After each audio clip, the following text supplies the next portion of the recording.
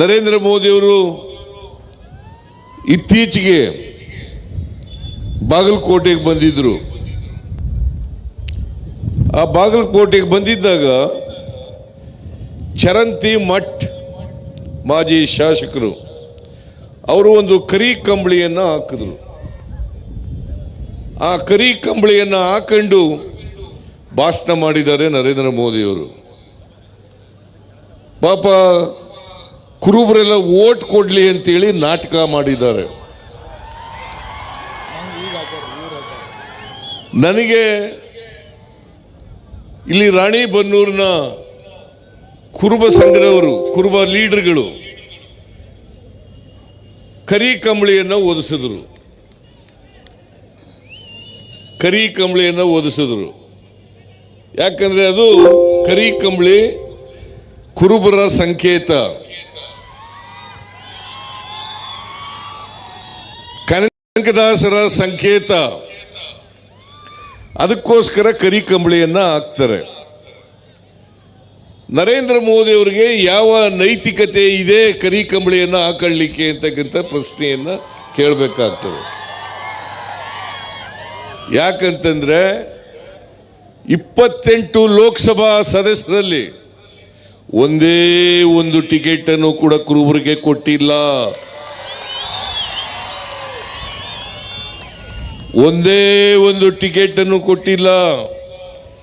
ಪಾಪ ಈಶ್ವರಪ್ಪ ಇಲ್ಲಿ ಹಾವೇರಿನಲ್ಲಿ ಟಿಕೆಟ್ ಕೇಳಿದ್ರು ಅವ್ರ ಮಗನಿಗೆ. ಯಾರವ? ಕಾಂತೇಶನ ಟಿಕೆಟ್ ಕೊಟ್ಟರು, ಅದನ್ನೂ ಕೊಡ್ಲಿಲ್ಲ. ಈಗ ಈಶ್ವರಪ್ಪ ಬಿಜೆಪಿ ಅಧ್ಯಕ್ಷನಾಗಿದ್ದವನು, RSS ನಲ್ಲಿ ಪಳಗಿರ್ತಕ್ಕಂಥವನು, ಅಲ್ಲಿ ತರಬೇತಿಯನ್ನು ಪಡೆದಿರ್ತಕ್ಕಂಥವನು, ಅವನ ಮಗನಿಗೆ ಟಿಕೆಟ್ ಕೊಡಲಿಲ್ಲ. ಶಂಕರ್ ಹೇಳಿದ್ರು, ಅವ್ರಿಗೂ ಕೂಡ ಮೋಸ ಮಾಡಿದ್ರು ಪಕ್ಷಕ್ಕೆ ಸೇರಿಸ್ಕೊಂಡು. ಈಗ ಹೇಳಿ, ಹಾವೇರಿ ಕ್ಷೇತ್ರದ ಕುರುಬರು ಓಟ್ ಹಾಕ್ಬೇಕಾ ಬಿಜೆಪಿಗೆ? ಹೇಳಿ, ನೀವೇ ಬಿಜೆಪಿಗೆ ಓಟ್ ಹಾಕ್ತೀರಾ? ದಯಮಾಡಿ ಒಂದೇ ಒಂದು ಓಟನ್ನು ಕೂಡ ಹಾಕಬಾರ್ದು. ನಾನು ಕುರುಬರ ಜಾತಿಯಲ್ಲಿ ಹುಟ್ಟಿದ್ದೀನಿ ಅನ್ನೋ ಕಾರಣಕ್ಕೋಸ್ಕರ ಇದನ್ನು ಹೇಳ್ತಾ ಇಲ್ಲ. ಕುರುಬರು ಕೂಡ ಕರ್ನಾಟಕದ ಜನಸಂಖ್ಯೆಯಲ್ಲಿ 7% ಇರ್ತಕ್ಕಂಥವ್ರು. ಆ 7% ಇರ್ತಕ್ಕಂಥ ಕುರುಬರಿಗೆ ಒಂದೇ ಒಂದು ಟಿಕೆಟ್ ಕೊಡಲಿಲ್ಲ ಅಂತಂದರೆ, ಈ ಸಾರಿನೂ ಕೊಡಲಿಲ್ಲ, ಕಳೆದ ಚುನಾವಣೆಯಲ್ಲೂ ಕೂಡ ಕೊಟ್ಟಿರಲಿಲ್ಲ.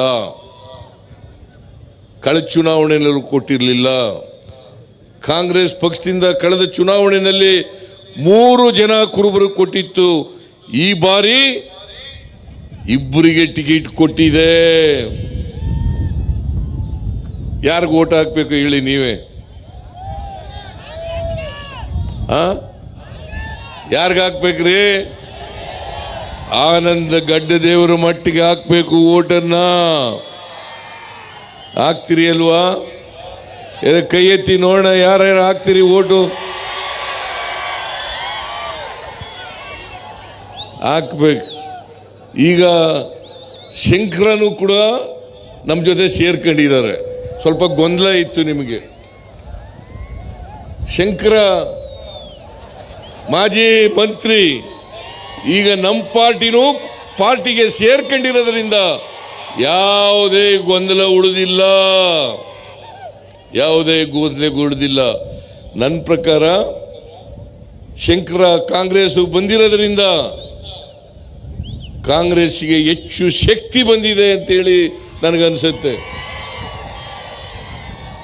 ಪ್ರಕಾಶ್ ಮತ್ತು ಶಂಕರ್ ಇಬ್ಬರು ಕೂಡ ಒಟ್ಟಿಗೆ ಕೆಲಸ ಮಾಡ್ತಾ ಇದ್ದಾರೆ.